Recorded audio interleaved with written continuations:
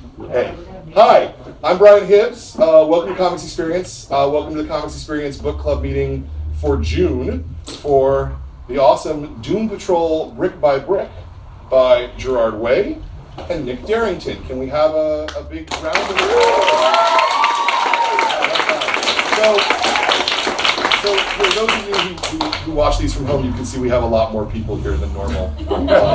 This is actually kind of the most packed we've ever been, I think. Book clubs are awesome. I don't know what you're talking about. Book clubs are awesome, but sometimes you only get 4 or 5 people show up. So I want to do a little, just sort of for everybody, because there's a lot of people here. This is the first time that you've been here. The Graphic Novel of the Month Club is a thing that helps keep this store alive. I personally, and of course I'm very biased, but I personally think that small businesses are the heart of any community. And I think it's important to keep bookstores and reading alive, and to keep paying our staff a reasonable wage, and this is how we do it. And I want to thank you two gentlemen for coming out here and being willing to help with this, and I want to thank everybody in this room for coming out here and being a part of this, and I hope you're all members for some time to come.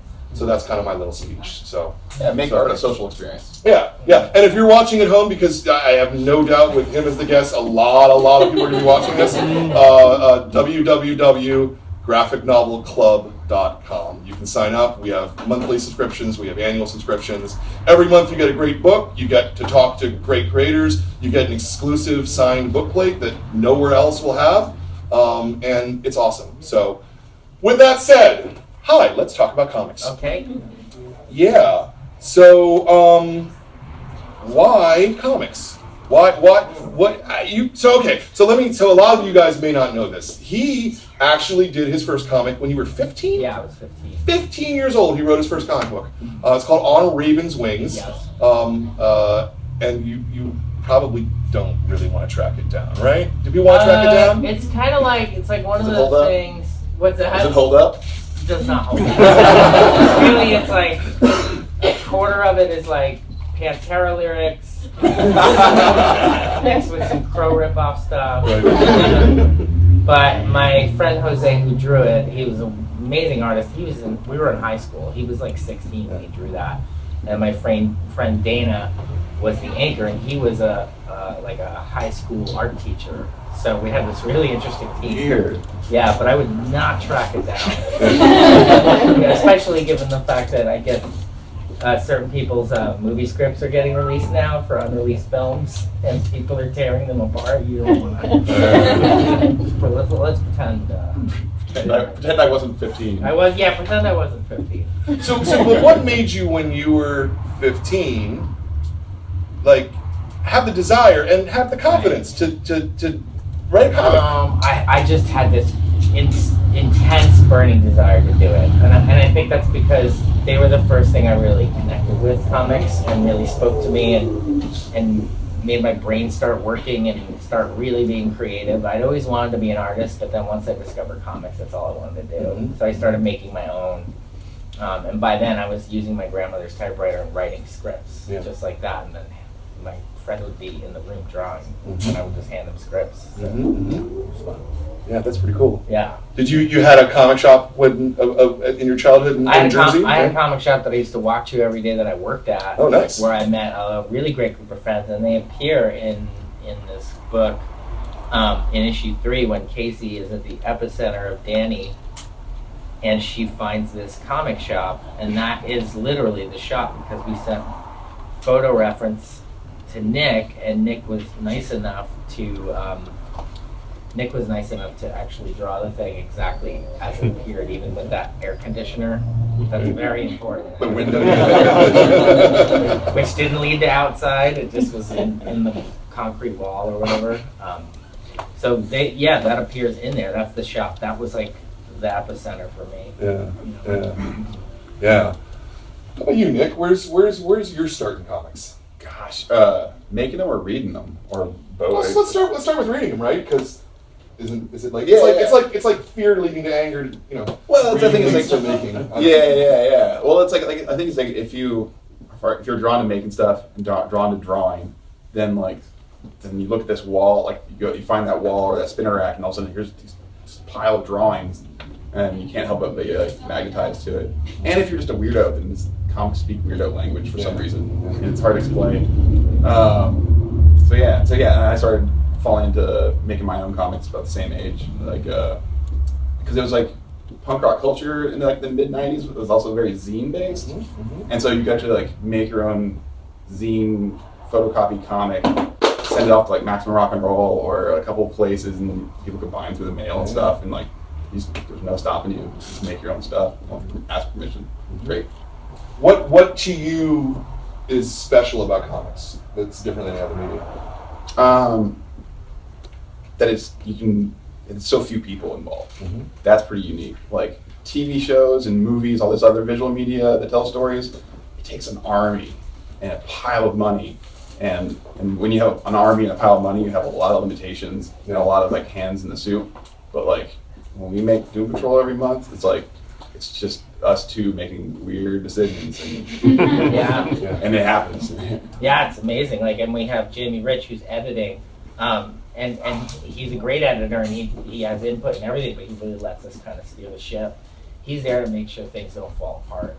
And even the top brass, they're like, you guys do your thing. Yeah, Dan and Jim. Like they just okayed a crazy thing. Yeah, they did.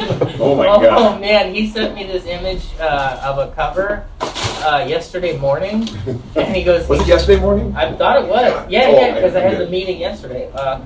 And I look at this thing, and right away I was like, "This is gonna be really difficult. It's gonna, I'm afraid of getting thrown out of the office for bringing this in." And it got approved right away. I was like, "Wow!" So you'll see it in the coming months. You'll see the cover to Doom Patrol that Nick figured out. So. Nice. I'm nervous about it. Yeah, there is something a little bit to be nervous about. It's like it has the potential. It has the potential to offend, but not in a offensive way. Comic book covers aren't supposed to look like this. Yeah, anyway, they're not supposed to look like this. We're talking about something you can't see. You'll see it. What a great interview this is. Yeah. Well, you'll see it, and then you'll be like, "Oh, now I know what they were talking about." So. But then watch, like everyone's like, "That?" Yeah, but you can't even tell these days. Like, who knows? They might see like one small element you put on there, and that's like everybody freaks out and wants to murder you. We'll see. You just don't know. It's fun. So one thing that we were having lunch, we were talking about, early days, and one thing it seems that you guys have in common is that you both started doing comics, and then you both stopped doing comics for like a decade or more, which I find kind of fascinating. And then you both come back to doing comics. So can you speak to that? Let's start with you, Nick. Yeah, I broke in. Well, again, I was making comics when I was like 15, and then. You just don't stop, and then they go through college and just bug your heroes, and they give you jobs and start making stuff. And but then like got sucked into the movie world and animation, and I just wanted to do more than just that's the thing. That's the crazy thing about making comics. It's a very lonely, weirdo, sedentary obsession. So you're saying it's you in your little room and your desk and your piece of paper for like months. And you're just like hardcore focused. But then, once you start playing with like movies and commercials and stuff, you're like, oh, there's other artists and other people, and you get to have this community effort, and that was really fun for a long time. But now I'm like, all right, it's time to lock myself in a little room again and be obsessive and be real weird and make some art. Yeah. And then I get to do it with this guy, which is he's just as obsessive and weird as me. Yeah. Is it similar on your end? I mean, when you're writing, it's a little different than drawing. Yes, it's a little different, but Nick and I are in such great communication constantly about everything from the layouts to even the ideas that go in. We called it the Doom Summit. We had it at my house, and because now with the place that we live, we have like this big studio, so we got a whiteboard, and we just hung out for 3 days of jam. We locked ourselves in a room. Yeah, we locked ourselves in a room. And basically, it was Nick just going like, okay, what are you doing? Like, what do you have? And then we just kind of write it down. He'd be like, well, what about this? And what about this? And so it's very collaborative. And we're always sharing the same brain on stuff, and frighteningly so. It's frighteningly, frighteningly so, for sure. Well, that's been like the cool thing is that we're basically the same age, kind of come up from a like similar like kind of punk rock teenage year type thing, and so we know all the same stuff, and we were into the same stuff. So like we don't have to explain ourselves to one another. Right. So we can just like type half a text and go, you know that thing? He's like, yes, I know that thing. Let's do it. Yeah. So yeah, like right, yeah. So when you were reading comics as kids or young adults, I suppose, were you in the Vertigo vein already, or were you superhero kids to start? I came in through Chris Claremont and Mark Silvestri's X-Men. Yeah. That was the thing. Yeah. I literally remember going to the corner store and buying that issue where Wolverine's crucified to the X, and also a classic X-Men that had come out, and I was like completely hooked. So I learned a lot, and I still am inspired by Chris Claremont and Mark Silvestri's run. Like there's a bit of that going on in all the team books that I do, which is almost all the books that are team books. So, but that's where I started, and then through things like Dark Knight Returns and Watchmen, then it opens it up a little more. I also had a friend who had a really cool sister who introduced us to Love and Rockets. Right. So then that started to change, Everyone needs that cool sibling. Yeah. That older kid that like shows you what the real cool stuff is. Yeah, and she was like a photographer who was a drummer who went to XVA. So I was like, I just want to be like this person when I grow up. So then that led me, when I was about 15, 14, that's when I was getting into stuff like Doom Patrol and Grant's Run and Rachel's Run and things like that. And did that just kind of shock you with its difference from superheroes? Yeah. And yet it's very much the same format? It's weird, yeah, but something did feel really different about that stuff. Like when you would read a Sandman, you would just be like, whoa, this is like literature, kind of? And it made you start taking it more seriously, And I think because I've been inspired by both super mainstream, not serious stuff, and then super mainstream, serious taking stuff. Like I think what I try to bring is a blend of both. Like I don't think we take ourselves too seriously in Patrol unless we want to. Like we take what we do seriously, but not the thing itself. Yeah. It's hard to explain. Yeah. We're not like super precious with it. Yeah, we're not precious, but we take the job seriously. Yeah. What would Robot Man be really thinking in this moment right now? Do you how beholden do you feel to continuity and to things like that? I mean, is it... I feel like I'm more beholden to it just of my own opinion than a lot of people maybe even at the company maybe wanted us to be. Right. And not that they don't respect the old continuity, but they're always doing new stuff and changing things and erasing things and rebooting things, and so they're just like, I'm sure if Nick and I came in and we said we want to do this Doom Patrol and it has nothing to do with any other Doom Patrol, I think they would have gone for that, but I wanted to celebrate Doom Patrol. That was like one of my biggest goals as a writer with this version of Doom Patrol was to celebrate all Doom Patrol. And maybe people and make it accessible, which Nick and I talked about all the time, for people that didn't know that stuff, but maybe would go seek it out later. But you didn't have to know anything. You want to honor it, at the very least. Lots of and even the stuff that got canceled. Yeah. Like there's stuff in there. Like there's a lot of the Giffen run that got canceled is in the DNA is in this book. Yeah. Let's talk a little bit about process. Do you guys work? Are you writing full script? Are you doing Marvel style? Okay, yeah, full script. No, Very full script. Very full script.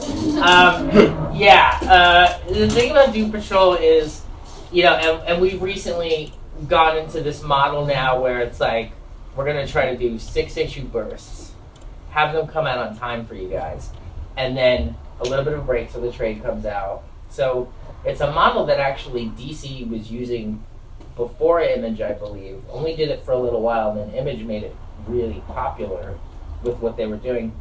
So it's a bit on that. But who knows how our relationship evolves over time. And right now, like, for example, I just submitted a script last month, a month and a half ago, for Mike Allred, who's drawing issue 7 of Doom Patrol. And it clocked in for a 22-page comic. It was 56 pages of script. Wow. And that was the longest script I've ever written. And the fastest for some reason.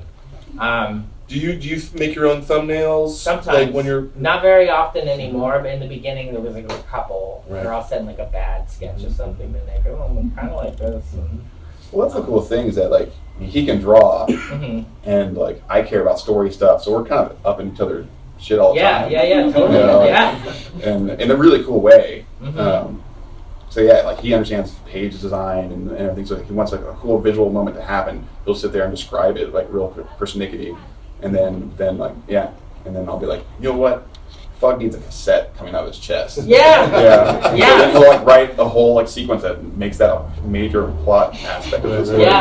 Yeah. So that's a great way to put it. We are up in each other's jobs because we can both do each other's jobs to a certain extent. To a certain extent. Do you work pen and ink or digital or what's Still all on paper. Yeah. But then like you scan it, fix little things and do digital stuff that happens digital. And but now I still like it's fun to put ink on paper still. So when you get a full script, what do you do? Do you like? I know some people will go through and like highlight certain parts or So I have a script. Script. Now I'll do the super smallest little thumbnails in the corners of the script, and make little notes and stuff. And if I have any questions, then I make a slightly larger version of it. It's about like that big for the page, and then from that I make the full page. Cool. Yeah, so His layouts are incredible. Like you can see every. Maybe it's because Nick's art. You're good at reading it, though. It's my favorite kind of art. Like I always felt as soon as I saw Nick's stuff when Shelley Bond showed it to me, because we'd been kind of striking out. We didn't reach out to any artist yet because we didn't feel comfortable with anybody that we had talked about. And then she literally showed me this drawing she had found. She asked Nick to do based off another drawing that she saw you do, which was. I just drew it. Yeah, you just drew that. Yeah, it's like all right. Yeah, you did just draw it, yeah. And I saw it right away. I was like, oh my god, like I could have never become this artist, but this is the artist that I would have wanted to become. No, I can. When I see your drawings, I see a weird version of my mental space. It's hard to explain. And I feel like we would have been at conventions together, probably with similar fans. Yeah, or pissed off at each other. Hey, you're copying my shit. Yeah, or pissed off at each other. Because we're pulling upon the same stuff. You pull on a bit more Mobius than I could ever pull off, but it was like some of that Love and Rockets, like some of that, really good characterization and things like that. But so when I see Nick's layouts, I know every single line and nuance and dash and what it means, and I'm always like, I hope you keep that. And he's like, oh my god, you caught that? And I'm like, yeah, keep it in the script. So I really appreciate his pages and his layouts. Are you doing any rewriting once you see those layouts, or? Yeah. It goes back and forth a few times actually, which of course makes everything nice and slower. Right. But man, we get to pack every inch of that page with weird ideas. Oh yeah. So yeah, I'll be like penciling stuff, and I'll be like while I'm drawing, I'll take a picture of something. Like, what if this guy was doing this in the background? I'll take a picture and say, yes, and put this also in there. Right. So we're like rewriting it as I'm drawing. The miracle of texting. Yeah. And so it's wild. It's a really bonkers It's a cool process. Yeah, and I think that's why the book is so kind of art directed and is dense, and also we're able to bend. And I don't think I don't want to generalize about a lot of different comic teams, but I don't think they are able to bend as much as us. But maybe they are, But I'm talking, and when I say that, I'm talking about like super mainstream. Sure. Very like, here's a script. I never met the guy that's drawing it. Right. That kind of thing. We're not quite doing that. So, but it does constantly change and alter. Yeah. How involved are you in the other Young Animal books? Are you more at the beginning extremely involved, but the whole idea, so like from a core concept vision kind of point of view, what it looks like, what it sounds like, what the logos are like. After we found those teams and we knew that they were the right teams, then like bit by bit I kind of would fall more to the background. And I was really happy about that. But I'm involved in terms of like seeing all the scripts, seeing all the layouts, seeing all the pencils, the inks. I see every stage along the way. But now they're doing their own thing, Yeah, all those teams, yeah. and I'm so proud of every one of those teams. So you're not really, micromanaging Cape Carson, anything. no, I don't micromanage them. On Cape Carson, I get together with John very frequently, and we talk about story, which is why, like, my name is still on that book, because we do work out the story together like it was a season, and then he gets in, does the grinding, and really brings those stories to life. He turns them into scripts and real character moments. Yeah. Yeah. Well, that's got to be a really satisfying process to, sort of father these books, but not have to. Amazing. Yeah, the whole that's pretty process cool. has just been, and I feel so lucky to work with every one of these creators. Yeah. They're all, and we hang out like when we're at conventions in groups. Yeah. And all the writers live in LA, so we'll have little summits and stuff at the house. Yeah. It is like a small little art gang of people, art group. That's totally cool. Yeah. It's been fun. That's totally cool. So, when you're penciling, how fast are you? Page a day? Slower, faster? Man, it's been such a weird journey. That's what we always try and go for page a day. Depends on how dense he's making some of this crazy stuff. But that's the thing too, is like because he has got these hardcore Alan Moore scripts, like the more elements that have to be in there, the more designing it takes to make a panel work. So it's like, this has to have 3 balloons. This guy got to do that's in the background. This guy's got to do it. And we also got to see the setting. So like the more stuff in there, it's like, okay, the more time you got to redraw it and make it all fit. Right. Yeah. Right. So yeah. So sometimes it's like, all right, we're just gonna fly down this hallway for a page. That's super easy. Yeah. Or whatever. Yeah. The loud, like we always talk about, like issue 6, because leading up to that there was so much of that. These really long descriptions, and then you're working out Weird all this dense stuff, settings, and then you're throwing extra stuff in there. Lots of balloons everywhere. And then by the end, we were both really burnt. I feel by 5. And then I was like, the last issue's in the desert. Yeah. Rocks and sand. Oh, Yeah. So easy It's to a draw. desert, and it's a concrete building. Yeah. And it moved pretty fast. That was awesome. I think you drew that in 2 weeks, you said? Yeah, that was hardcore 2 weeks though. That's how we made sure this came out. Yeah, that's why it's here on the shelf right That's now. why we have it. Yeah. Yeah. Oh, very good. This will be the only question that I want us to ask at all about music at all. Sure. And it's this: is there a difference when you approach the blank page between writing music and writing comics? I mean, I think that they both exist in space, but they exist in totally different ways. And I'm wondering, is there a difference, or is it both natural languages? Well, there are differences, but I guess the best way to describe it is like all of your art is you start to kind of look at it as a circle, and they all connect and they all feed each other. Sometimes certain parts grow bigger than others, but you're in a circle. And Nick is a great example of that because he's a comic artist, but he's also an animator, but he's also somebody that builds really crazy shit in his house. And like everything that Nick does, you see it as a circle, and it all feeds into each other. And I'd say it's similar in that way, writing a comic as to writing that. But it's much harder to write a comic than it is to write a song, for me. I've always found songwriting to just be this extremely natural thing where I hear stuff in my head and then I just get it out of my head into a song. This is a lot different. Yeah. This is the hard Engineering. work. Yeah, engineering, Yeah. Spinning lots of plates, and like you don't know if it's all gonna fall apart, and like every other day you think it's the worst thing. You just think like, my idea's not good. Right. Things like that. Self-doubt makes you work harder though, I find. It does, yeah. Because you got to break through, and then when you break through it, you're just like, this is the best thing. It was a victory, Yeah, that's satisfaction. My crappy idea is not as crappy as I thought. Yeah.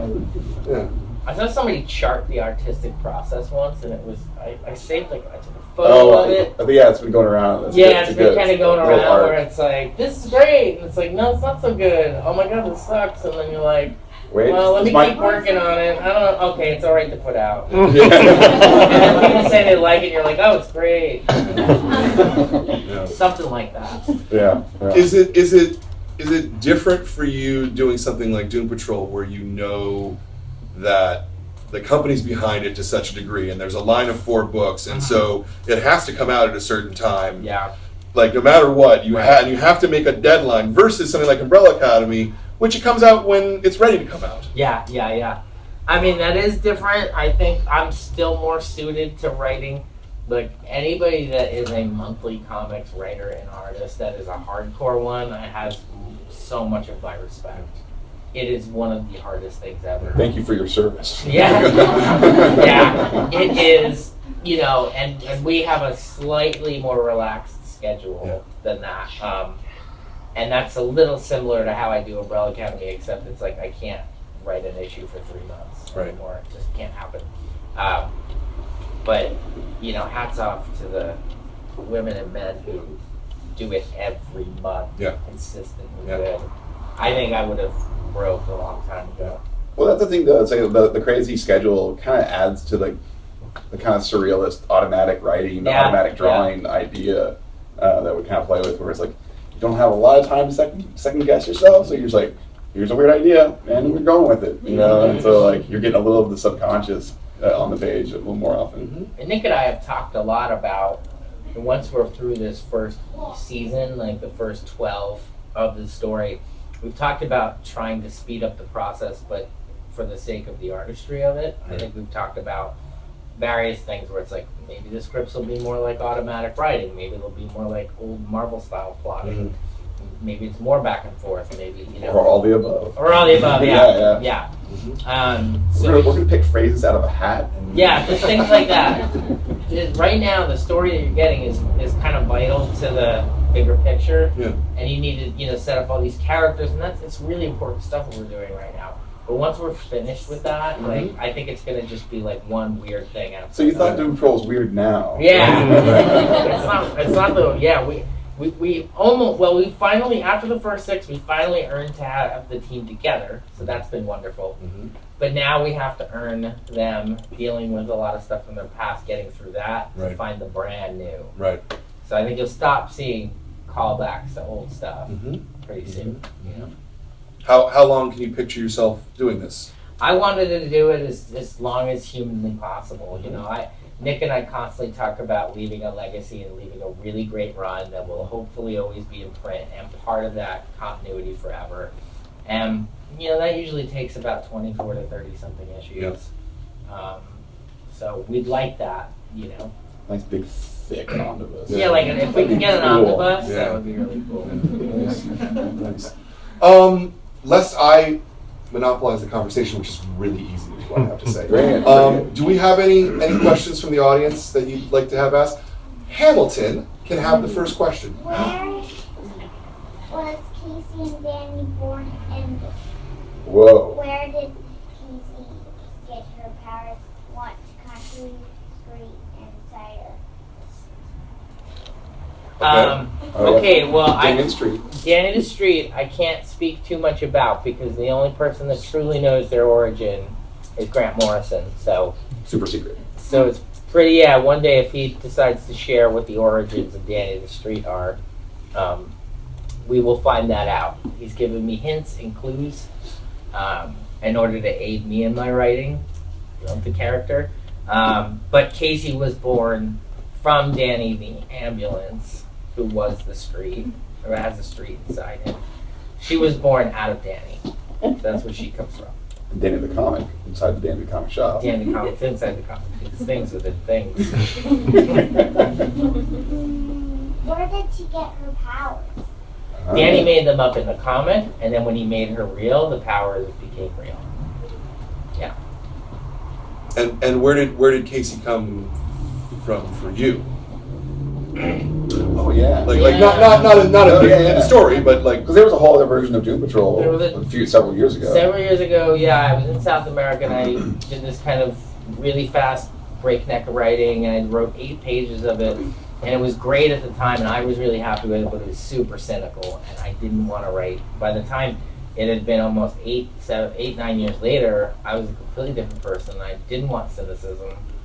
It had spread so deep in our culture that I was like, I want to do the opposite of that. Wasn't the Casey character like a guy at that point? Casey was a guy named Brian Ferry who was kind of like a drug addict, ambulance driver, and his partner was different. His partner was kind of a drug addict, and it was. And I revisited that script, and it's a funny thing is there's lines from that original script that end up in that beginning opening monologue, but everything else changed. But it was always going to be ambulance drivers. You know. Yeah, we were both very pro anti-cynicism. We were on day one. Oh my god, we were both like, you know, I'm sick of cynicism. Yeah. Let's make it like the most positive, happy, like go get them, take over the world, kind of comic. And we were just like on board day one. Yeah. But again, very weird conversations early on. Very good. It's good.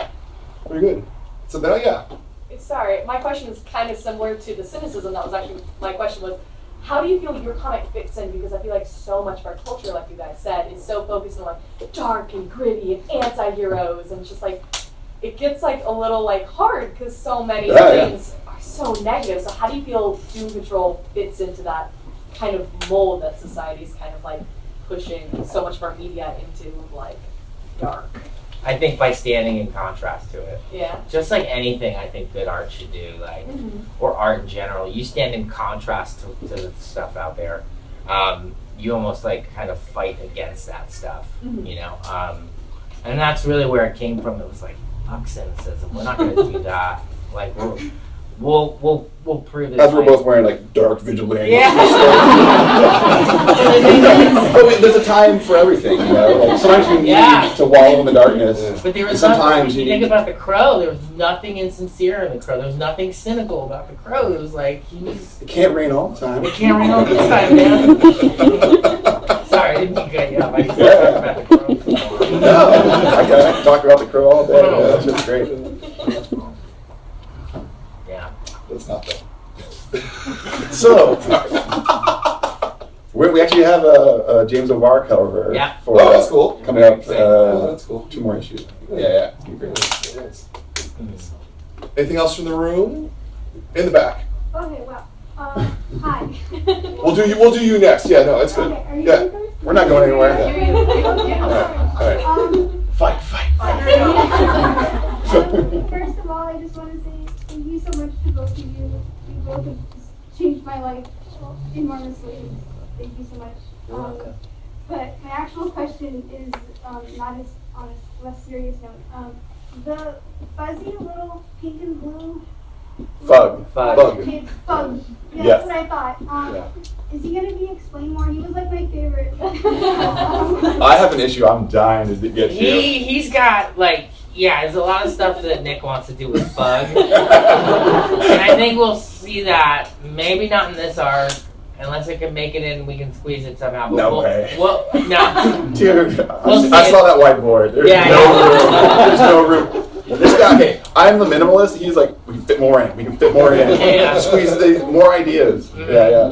But we'll find out more about Fug, and he's another thing like Casey where we've got a lot of characters. we have a lot of characters. Is it how many? Would be like 12. I have a post-it, and I can't. I have to start writing them on the side and really small because the characters fill up the And post-it. how many Doom Patrol members were in Grant Morrison's run?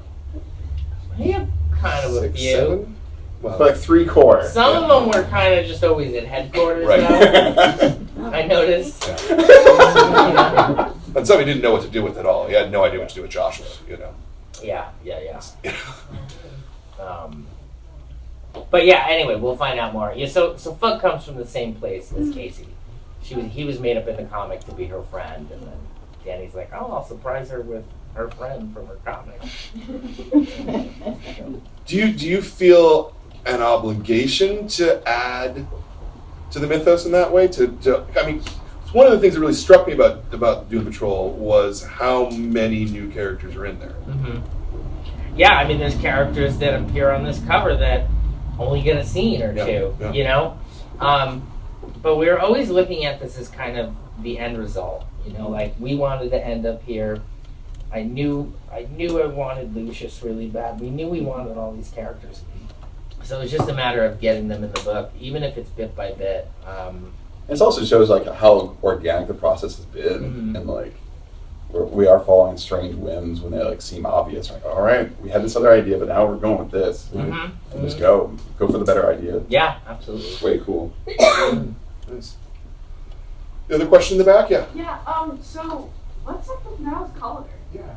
What is it? What is up with Niles Calder? With who? With Niles Calder? We're gonna find out in the next issue.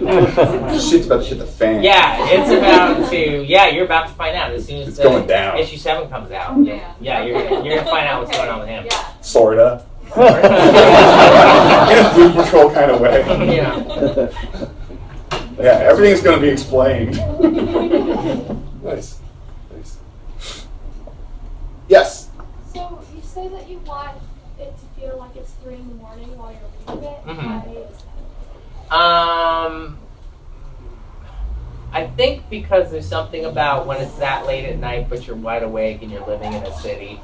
A lot of that feeling comes from being a kid and sneaking into the city and going to see rock shows really late when you're not supposed to be there, or hanging out at St. Mark's.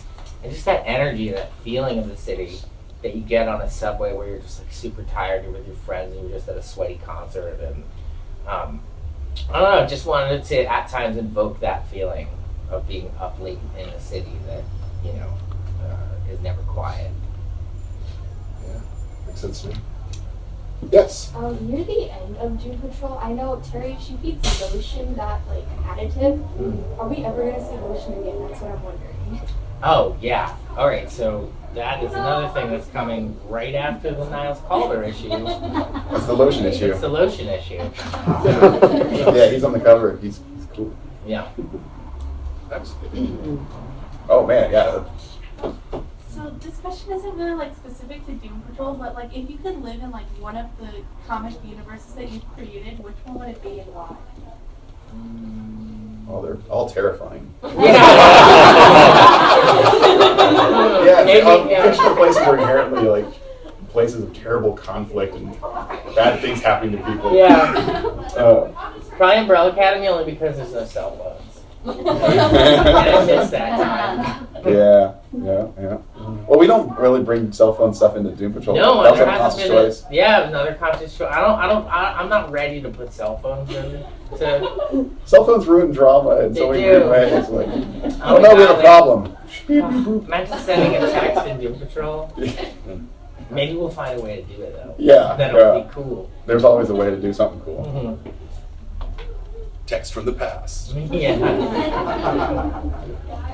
Yes. I was just curious about, because you've touched such a diverse audience base. You've got father and daughter, mother and daughter, father and daughter. Do you think about the generations, all the different age groups and dynamics and people that you're touching when you actually do your writing for these? I've always believed that the work you make, you know, even if it's directed at a certain type of person, it should be for everybody, you know. And by when I say type of person, maybe somebody that feels like an outsider or something like that can relate, or somebody on the inside that wants to feel on the outside. But I think it should, you know, I think work should appeal to everybody you can get it out to, you know. So that's it's been some of the philosophy behind all the books.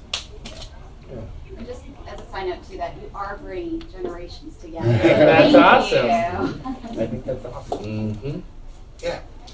I was hoping you could expand more on describing your role as curator of Young Animal. It's one of these things that like that it involves many different kind of mini jobs, you know. We couldn't pick a title at first because it was like art director, creative director. Would you have any editorial control?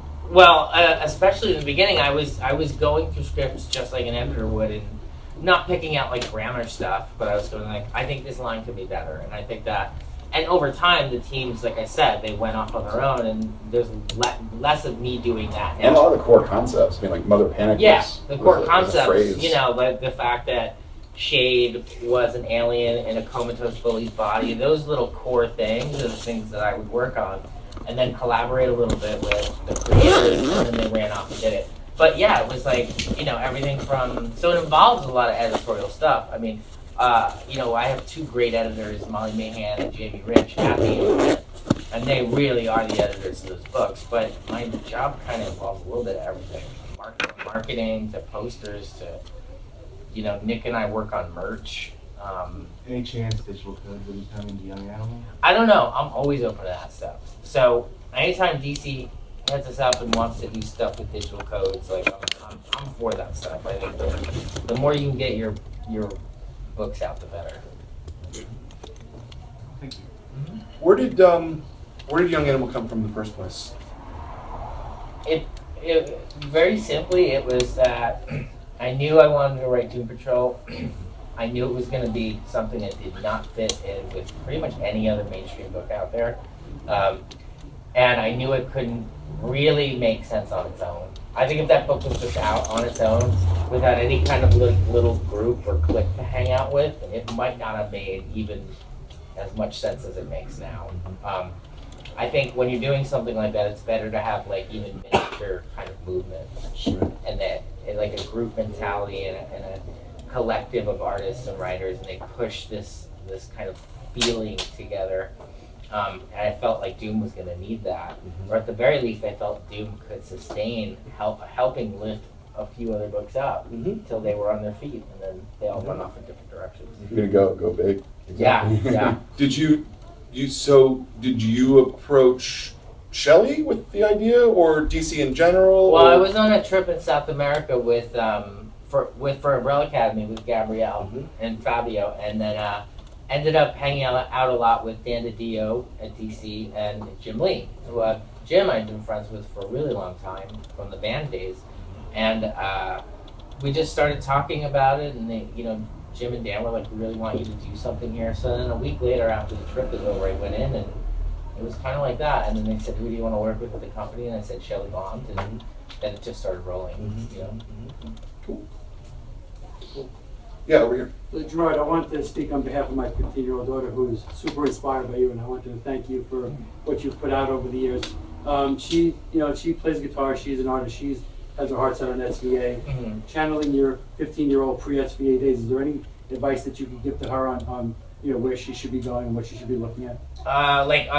Just in terms of like what art to be looking at, experiencing? Embracing her art and things of that nature. I think the main thing is just trying to go and see as many cool things as you can. Like one of the things they made us do at SVA was constantly going to these art shows, or not just museums. They would find weird artists that I've seen some stuff that was just really strange, from sculpture to performance art to all that. You kind of got to look at it all and get inspired in that way, and that was the biggest thing. And likewise with reading, reading everything from like classic literature, but to like weird sci-fi and you do that thing with all the kind of entertainment you consume. You wanna answer? Yeah, no, that's the thing is I think becoming a good artist it's like a lot. It's like what's that? There's a good Scott McCloud quote. It's like it's not how you draw stuff; it's what you draw. It's like the more full person you are, the better art you're gonna make. So just make yourself smarter and more experienced. And you'll make better art. I think that's like the biggest seed you can do. Like read. Yeah, just learn about what it means to be a human, and then the art will make itself type thing. You'll make good art that clicks. What would you say to someone who might be afraid of the blank page? Or they're unsure of where they are, or if they can do it. Yeah, no, that's the hardest thing too. Is like, I'm a real shy guy. I can fake being a public person really good, but making art, handing out to a faceless mass is an act of courage in a real weird way. So it's like because you're asking to be judged. It's like, how terrifying is that? Here's my most inner thoughts, everybody. That's what good art is. You're like, you when good art clicks with somebody, you're like, is when someone who had a cool weird thought at 3 a.m, and they see it on a page somewhere, I had that thought too. That's when like great art's happening, and you're like, I'm not, and all of a sudden you're not alone in the universe. When someone else has the same feelings that you've had. And that's when it's real touchy. Yeah. Make good stuff. Yeah. So yeah, just make lots of stuff. See what works. Don't stop. Do it every day. Cool. Let's go right here. Could you both explain your process for creating OCs? Like, do you think of a name first, or an aesthetic, or like is it a personality trait that you go for first when you're thinking of a person? OCs? Original character. Oh, yeah. Sorry. It took me a minute, but I figured that one out, actually. I never heard that one. I haven't either. Gosh. It's kind of a little just alchemy, I think, sometimes. Where it's like, you just have, like, your personal obsessions, and then it's like, this thing is cool. Yeah, you kind of have to let you can think your way through it, but sometimes it is a little bit of magic. Yeah, it's very hard to explain. Like it's different every time, but sometimes I'll see an image in my head, or I'll see a character, and then I'll kind of be like asking questions about that, and be like, well, I want to find out more about this character. Like, why can't I let this idea go? Yeah, that's even worse. Because you'll have, I'll have like 1,000 stupid ideas every day, and then all of a sudden, like, I keep thinking about this one stupid idea. Maybe it's not so stupid, and then a week later, like, I'm still thinking about that stupid. Okay, I guess it's real now. It won't go away. Yeah, that guy. Yeah, that's a non-explanation, but kind of like scratching an itch. yeah, I guess so. Or like, I don't know, or tattooing a circle around the edge. I'm like, this itch is here to stay. Let's show it to the whole world. Yeah, like, and some of these characters could have been in your head for years. Like, I'm sure there's like 2 versions behind Casey Brink, like from art school days, that were Casey Brink, but then just constantly became different people, or got different powers, or sometimes they didn't have superpowers, and and eventually that character comes out of you. So sometimes it's like that too. Did that answer it for you? Yeah. Okay. Close enough. Krista? Hey guys. So if you can recall, what's been the most challenging aspect of creating Doom Patrol?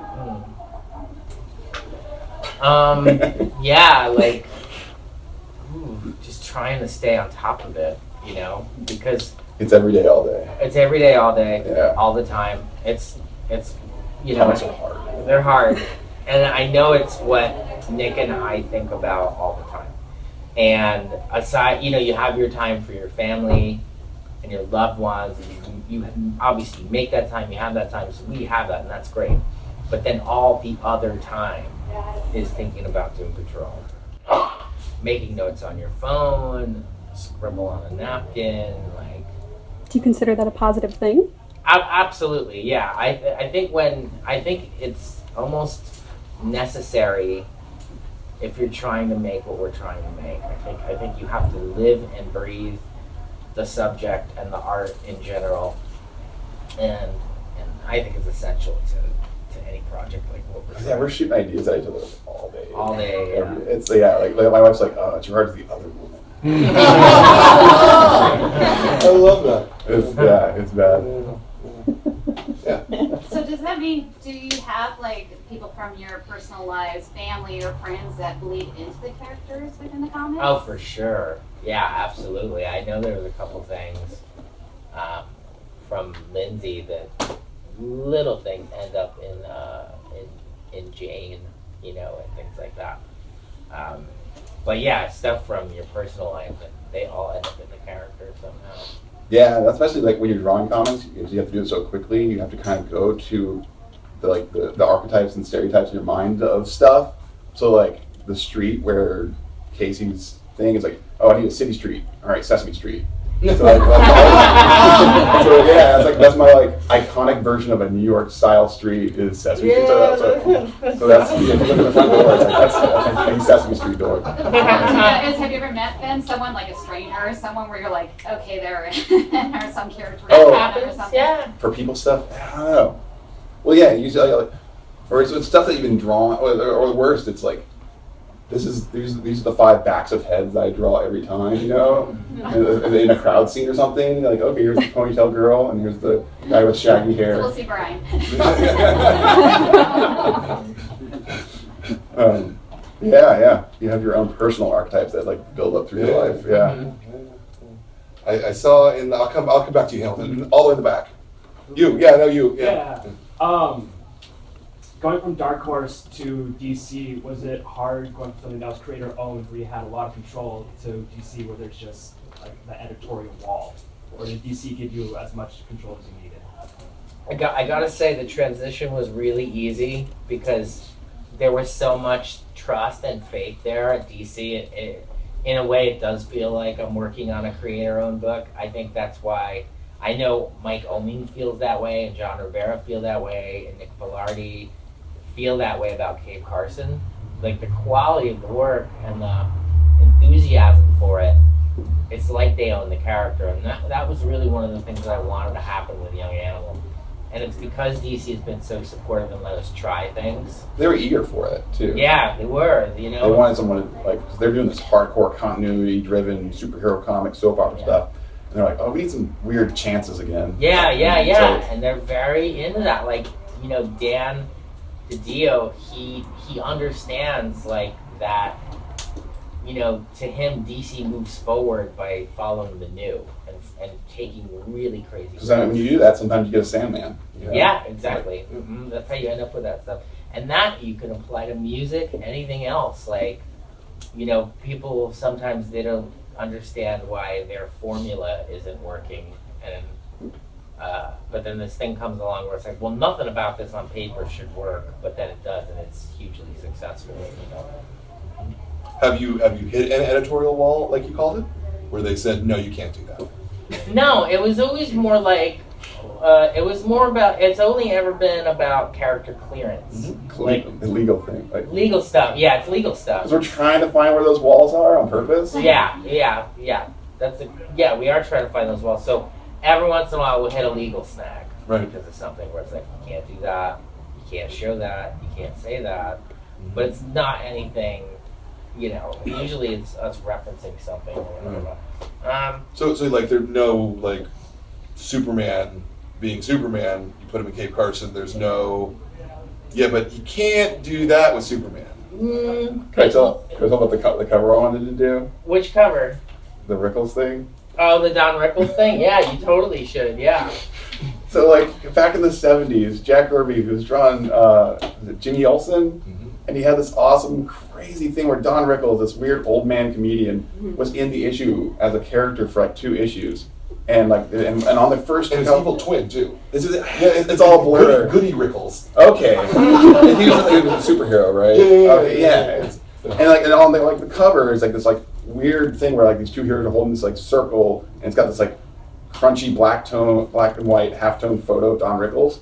And for one of the covers, I wanted to just take that old 70s photo and blow it up for the whole cover and say Doom Patrol across it. It would just be this like photo of Don Rickles from the old 70s DC comic. Yeah. And they're like, oh, this is really funny and weird. And it was right when he died too. I've been wanting to do this for like months. So it was like this really weird thing. And they're like, we don't want to have to deal with this. It'd be so funny and weird. It looks awesome.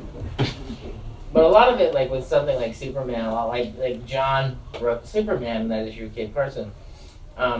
He just kind of did it, and then you get the feedback from them, and they'll say like this, and you know, we didn't really have any issues, aside from the fact that there's a double-page spread that had Superman on the page somewhere, and Cave Carson was floating through, I believe, the digestion system of something, and he's nude in one part, and they're like, just don't blur it out. Right. He's on the page of Superman. Right. Do not do that.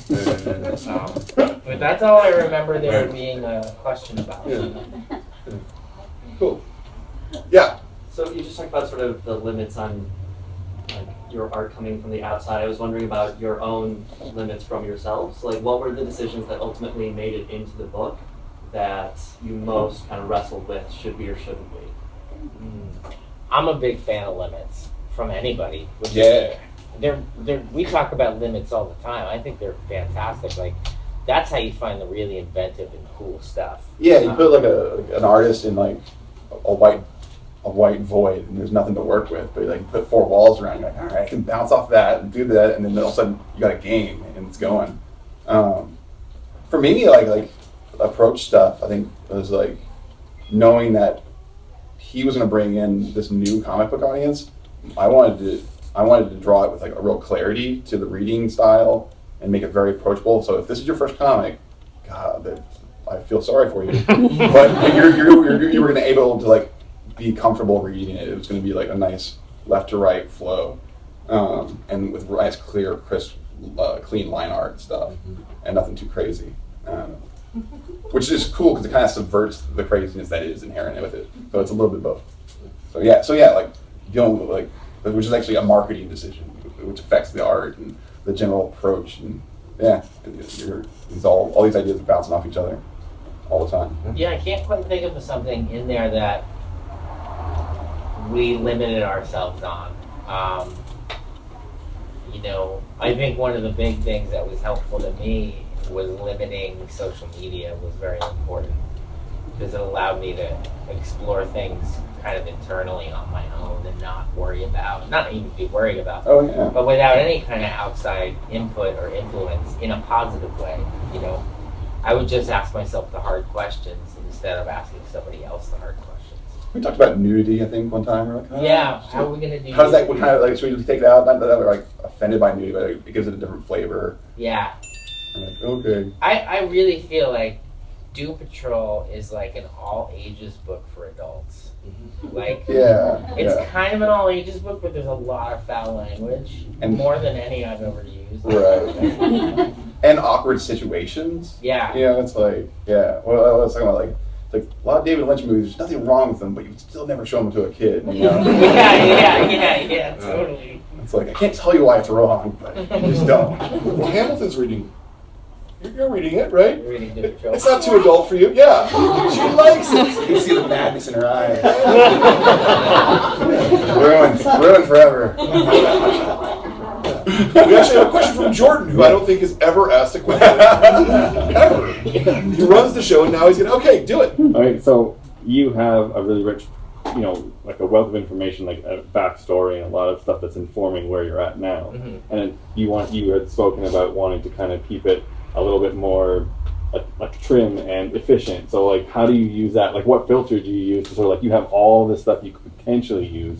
How do you make that decision to sort of like, okay, this is what we want to carve out of it? Right. Yeah, there's like a little bad good cop, bad cop there. I'm usually about clarity, and he's all about more weird shit, more references, more interconnect. Yeah. It's about finding that kind of balance, and I think the further we go along, we're also just kind of starting in a way. This is the first graphic novel, then we're gonna get another one, and I think by then. Because the second series, Arc 2, is a little bit weirder than the first. And then it kind of draws you in. But I know I had always said along the way that by the time we're at issue, I don't know, like fourth arc, third arc, maybe the book is just so unrecognizable as Doom Patrol. We're challenging the audience to keep reading. Yeah, we're challenging you to keep reading. I don't know if that answers your question. No, it's just, I just like... There's so much to draw from, and it's like issue 35 will just be Fug reading like Moby Dick for 4 pages.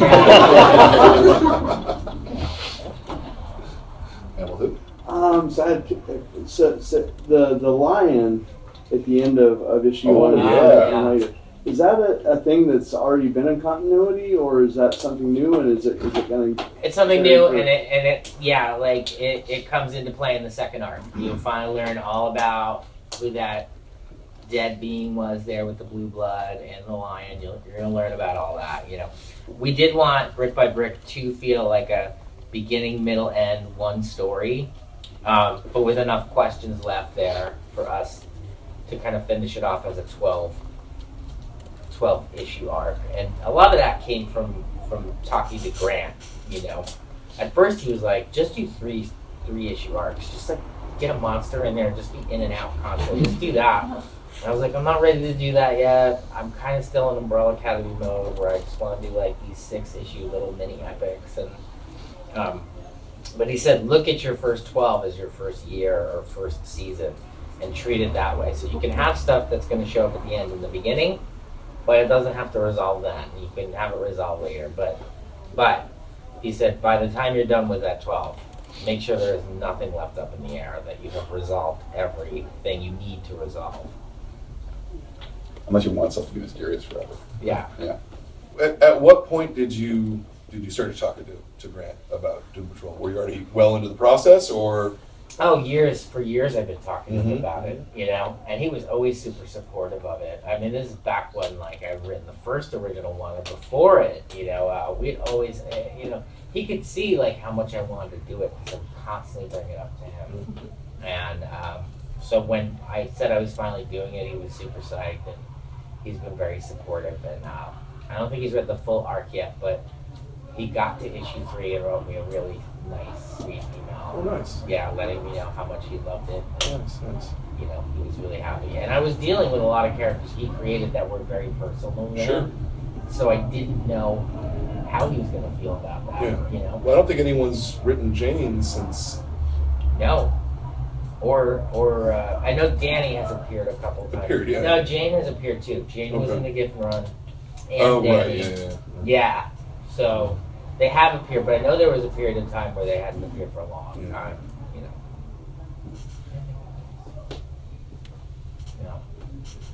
Yeah. Hi, question. You've talked about you have the first arc kind of figured out, the first 12, and then it kind of goes off from there. Do you have an idea how you're going to say goodbye to some of these characters? I mean, because we will be saying goodbye. I don't know to how many at this point, but we will say goodbye. I have some of that figured out.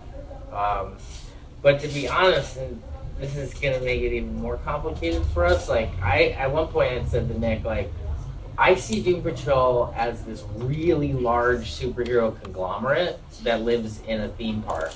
And sometimes on the mission you've got this group of people, and then sometimes we're never going to really stray away from the core, which is Robot Man, Jane, Negative Man, and Art Casey. I think that's like the core A-team or whatever. So I won't stray too far from that, but Flex is not happy with that.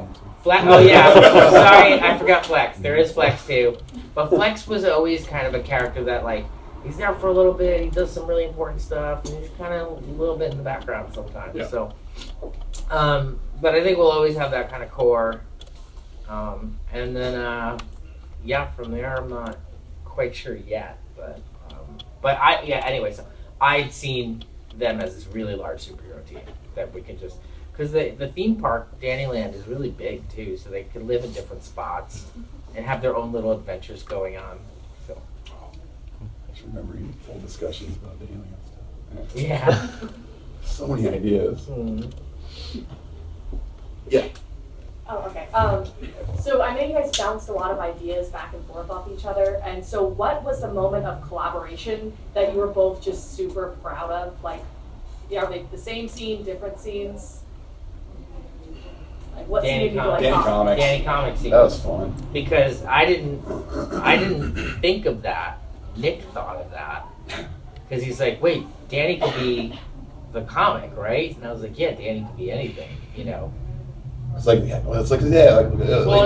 the old Grant Morrison stuff, Danny the Street was like this sentient street that would talk to the community, talk to all the characters using like pictures and words and stuff all around, like communicating with pictures and signage and words. That's comics. Mm-hmm. So what if you were reading this comic and the comic itself became Danny or something? And I said, like, what if this is an idea?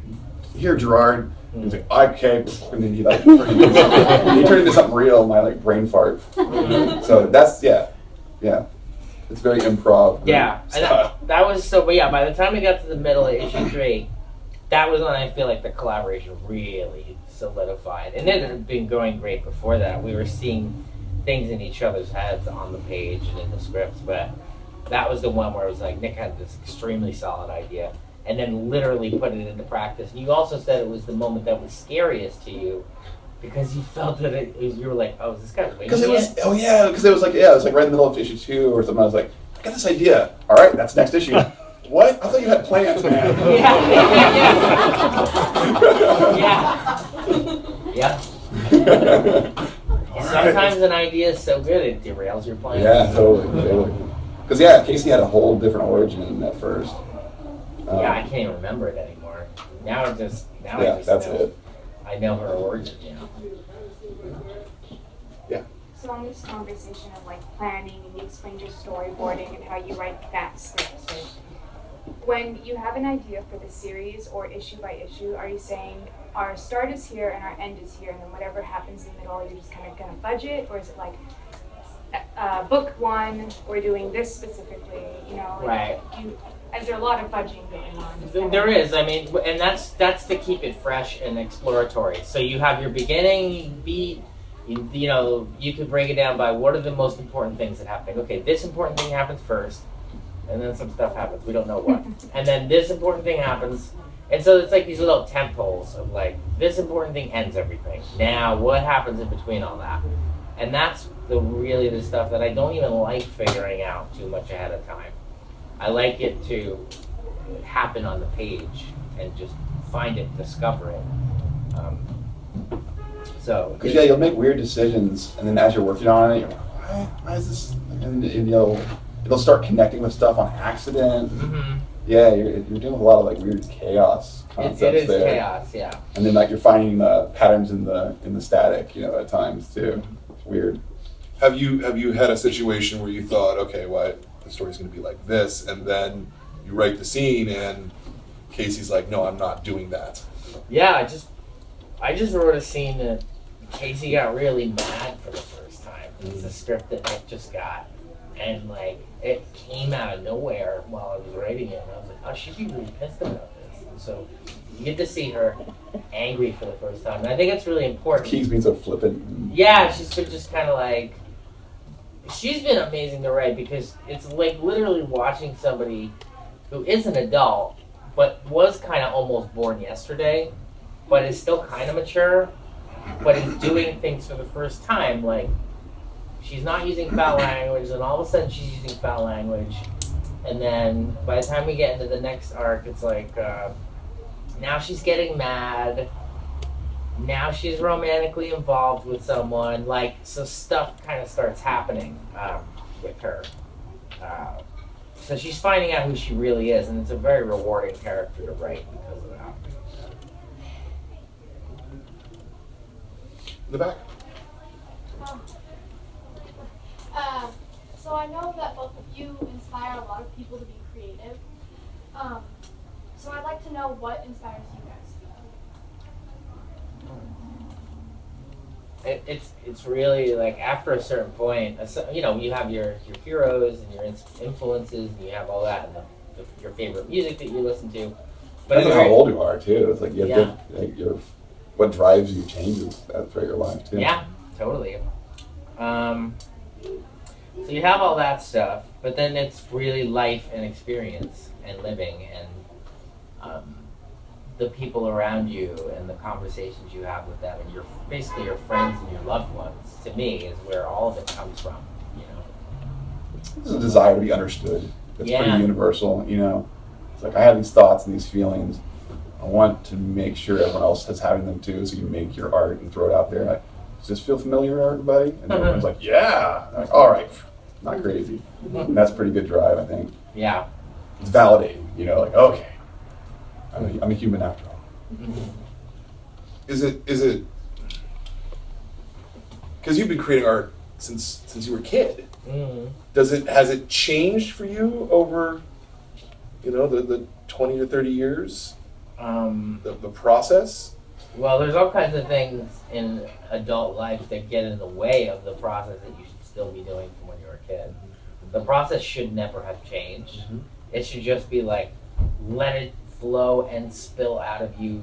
Don't worry about any other BS. Yeah. Like, just freely share what's in you.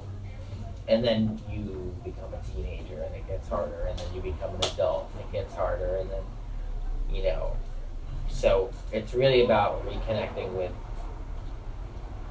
what you were doing in your art brain when you were young. And then it gets more refined because your skills change and you learn more, but that's what it is. Mm-hmm. Makes sense to me. Yeah. Speaking of which, as an offshoot, as parents, have you worked on younger kids' comics, like written ones for younger children for them to enjoy, maybe an offshoot of this? That's hard to say. workplace, there could be a children's area. Have you done anything with that, either at home or within the workplace? Being able to like have your family around you while you work. Well, in the sense that your kids are reading or they're interacting with what you are doing as Oh, well, like a way for them to understand.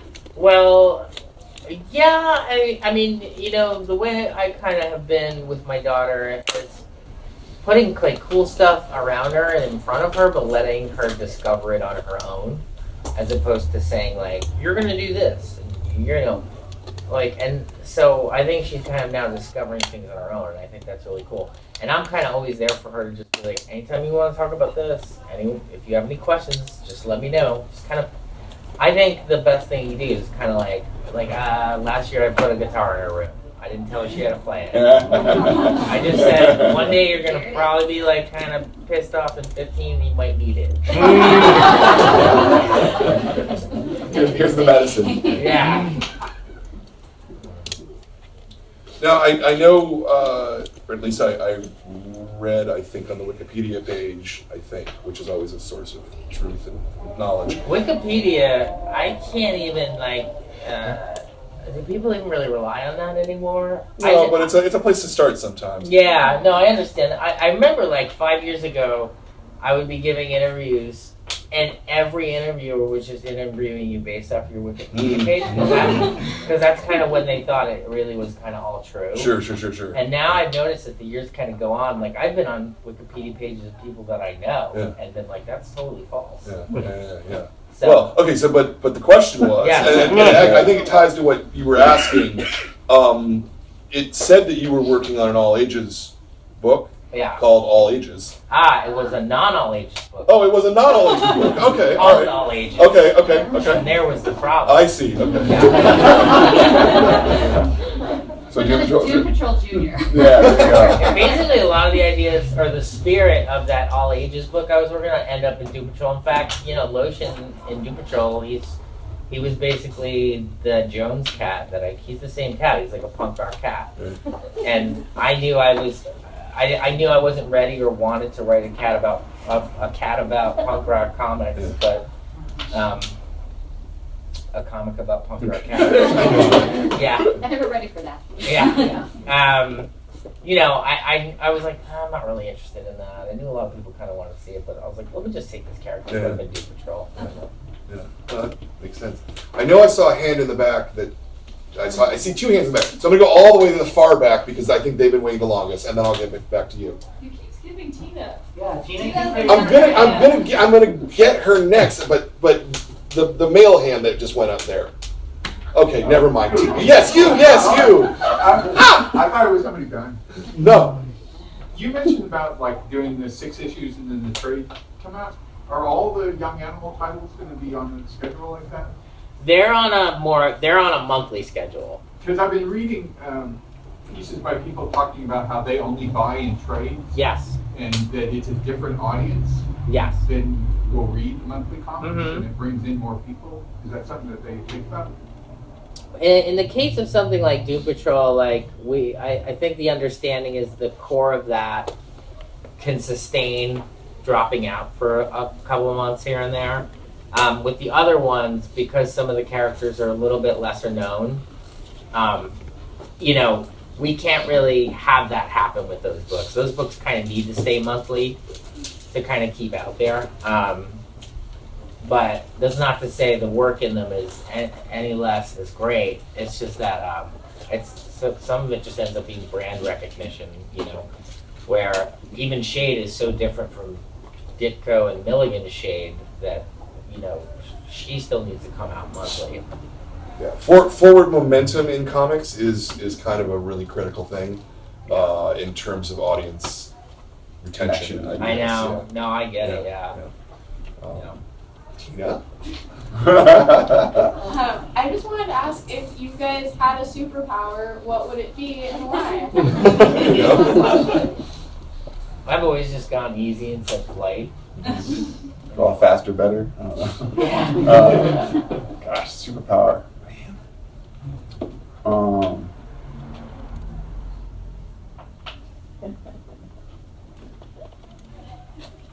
Superpower, everything's really easy. Yeah, I like that. I see where you're going with that. Okay. Inside joke. A character like that. That'd be really cool. Oh. It makes me think of. You'll laugh in 5 months. It makes you think of the Morrison villain, the Quiz, who had every superpower that you couldn't think of. And so you're going around kind of like flight, invulnerability. Yeah, it is kind of like that. Yeah. Go. What's your guys' favorite superhero? I've always just had a real thing for Daredevil. Really? Is your dude? Yeah, I think. I mean. Or you just got a thing for Miller. Yeah. I always liked that he had like this serious disadvantage that was an advantage. I like that he wasn't like super powerful. He was just kind of like good at fighting. Did you watch the TV show? I don't. I have a hard time watching any superhero TV or movie stuff. Yeah. You know. But I think I saw like a little bit of it, and I was like, yeah, I get it. That's not to I know. Yeah, this is pretty close. Yeah, it's Daredevil. Like I don't know why I don't get excited about superheroes when they're not in comics. And yours? Oh gosh. My favorite like classic would probably maybe be Batman, but like my favorite like fake superhero like Michael Allred's Madman. It's like is like the center of my heart. I adore it. It's so good. Very good. In the back here. Yes, you. Okay. You guys mentioned that you don't have a lot of downtime and then you have time with your family, but are you reading any titles right now? No, I'm just reading books. Like I'm just reading Warhammer science fiction. Nice. I'm reading like the furthest thing from what I am. Yeah, I think we were talking about some Dragonlance, perhaps. Yeah. When he came and visited, there was a copy of Dragonlance near my bed. He saw it. I have a hard time reading comics when I'm writing them, so I'm reading books. But then every once in a while there'll be something in there like Dune. You know, I'm not just reading miniature fiction. So. What are you reading? Oh shoot. I listen to a lot of audiobooks and stuff. So I've been doing like podcast and podcast stuff with like new biographies and whatnot. But no, most of my comic book reading is like the classics, either doing like research, looking for inspiration. Yeah, I'm about like invested in the soap opera of a current comic right now. Wish I was. It's fun when you like find something that you're like addicted to. It's like, you just like believe in a story like actively. It's so good. I don't have that right now. Gosh. No, nothing. It's all research right now. It's so bad. Yeah. It's like stuff I want to steal from. That's what I read. Do you read old Doom Patrols? Yeah. You know, to Nick's point, Constantly. that's the comics I'm reading. I'm just reading old stuff. When we read old Doom Patrol, we're like, what can we steal? What can we use? And what kind of feelings can we reverberate And forward? just like the classics and the legends, like Jack Kirby, and you read that stuff, and it's so inspiring. Like, you know, because it's when it was just like pure imagination. They're pulling it from thin air. Yeah, thin air, unhinged imagination. Which is why I think any kind of newer comics that are like that, I really respond to. When I find an unhinged imagination, I just really gravitate towards it. Yeah, and Kirby and guys like that were not just being unhinged imaginations, but they were doing 4 and 5 pages a day in a lot of cases. God, yeah. Oh yeah, they were cranking it out. They were brilliant workhorses. Yeah, It's amazing. It's astonishing when you look at it. And you look at, some of the prima donnas today who do comics, like, oh, it takes me 3 weeks to draw a single page. I'm like, really? Wow. The craftsmanship is insane though on modern comics. It's like it is. It's nuts. Yeah. Like it does constantly get hard. Yeah. It's like an arms race, to like how elegant like some of the stuff is looking. But good. Comics are good right now. Comics are good right now. We were talking earlier that this is absolutely a golden age of comics. There's so many smart people, so many people, so many talented artists, and like so much passion right now. Yeah. And it's cool. Yeah, I agree. Concur, Susan. First, I want to thank you, Brian, for getting this all together. This has all been good. awesome. It's them. Don't Gerard and Nick, thank you guys for coming out. No problem. I just wondered on Comic-Cons, you guys pick them out? Do you go once a year, or do you pick and choose when you're going to go to one, or are they far and few between? It's basically kind of like where DC wants us to be. They'll kind of let us know, and then if we can make it work within our workload, then we go and do it. Like this whole little trip right now is great, and it's because DC asked us to come do it. So. Oh boy, it's hard to shift gears and do this stuff and like away from the table. It is. It's hard to get away from the I work. was busy playing make believe, and you can't come out here and be social. I was totally flabbergasted that you guys agreed to do this. Really? We just heard so many great things about the shop that we now get to see being in the shop and meeting the people that come here. So And it's all pretty true. Yeah. For the most part. Yeah. You guys are all awesome. Just so you know. I think we should start trying to wrap it up because it's getting a little late. You got any last questions here? Yeah. Outside of Doom Patrol, is there any other comic that you've loved that you wanted to add put your touch on its legacy? Like you talk about Morrison and reading old Doom Patrol, and you had a vision to extend. To build off that. Yeah.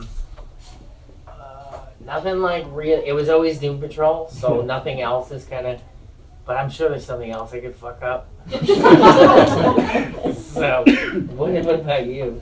Yeah, like that's a funny thing. Like, when I got the call to do Doom Patrol, like I thought I was done with comics on that day. I was like, comics are hard, and like the world's weird, and then it's like, okay, I guess I'm drawing Doom Patrol now because this is too perfect of a project. So yeah, like I thought I'd.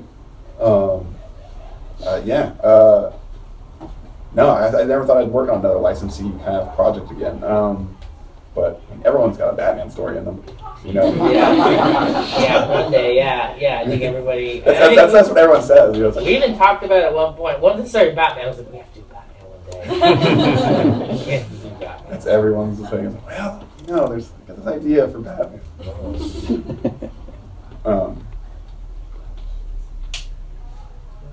Cool. Yeah, go for it. Nick, as an artist, do you find it difficult to find your own personal style, or do you find, because I really enjoy your art, I think it's, again, very clear, as you said, and would you say that you had a hard time developing that, or would you say that you took a lot of inspiration from other artists? No, it was more like I knew what I wanted. I think I've always known what I wanted to draw, like, sorta. But then but as you're like growing up and you're like constantly looking at what everyone else is doing, you identify stuff that's sort of like what you're wanting to do. So I'm not really copying, but I'm like, oh, this Bruce Timm guy, oh, he gets it. He gets what I'm trying, what's this weird thing I'm trying to take over. Or this Mike Allard guy, or this Alex Toth guy. You kind of collect people's approaches that like fit your weird little goal, at least for me. But then you do see some artists that have a totally different path where they want to copy somebody hardcore, and then they do that, and then they move past it, and their journey works different too.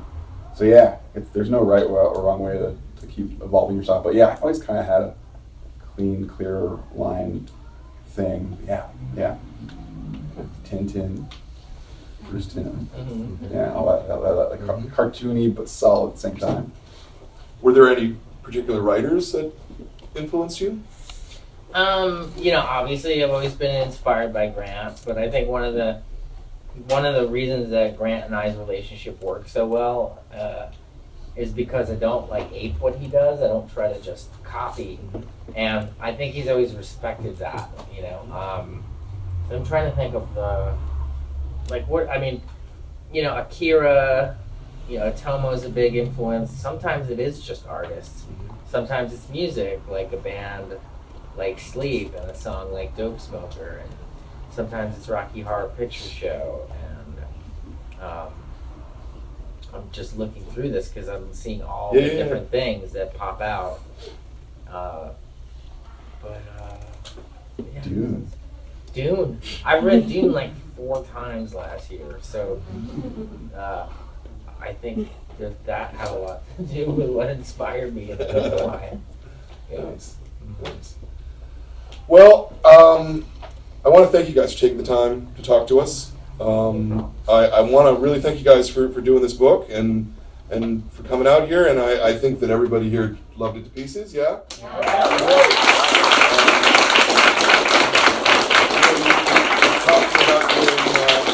Talking about doing 5 or 6 more volumes. I mean, honestly, I'd love to see you guys doing this for 10 more years if that's what you want to do. I would love to do it, and if we can find a way, I think the relationship will always be there. I think if we can figure out how to change it and make it work for us to keep it going, like whatever that takes, whatever plot style needs to happen to make that go. We're gonna try to keep going with this.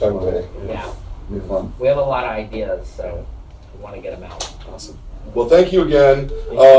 Doom Patrol, our next month's book, which was actually last month's book, but it all works out. The next meeting is for Boundless, Jillian Tamaki. That's happening on a Monday. And Hamilton's got some art there too. I like your art there. That's really cool. So I hope that you guys can come out for Monday and meet Jillian, and because this is a fantastic book. And thank you again for your membership. Thank you for supporting the store. Thank you for supporting art. Thank you for asking questions about art and believing in art. And I think it's all really important. And thank you, Hamilton, for being just adorable. Absolutely. Thank you very much, everybody.